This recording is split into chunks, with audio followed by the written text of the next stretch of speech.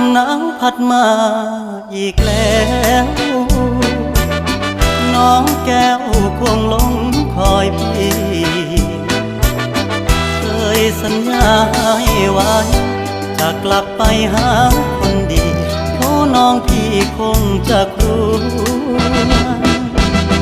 ลมหนาวพัดมาอีกคน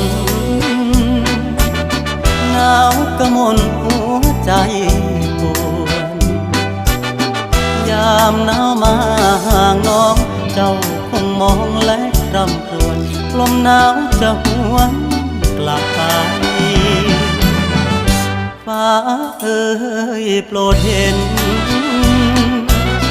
ฟ้าโปรดเป็นพยานให้ความรักยังไม่คลอนนิรันดรห่วงดวงใจ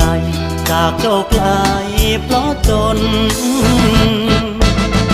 ลมหนาวพัดมาอีกแล้วน้องแก้วคงหลง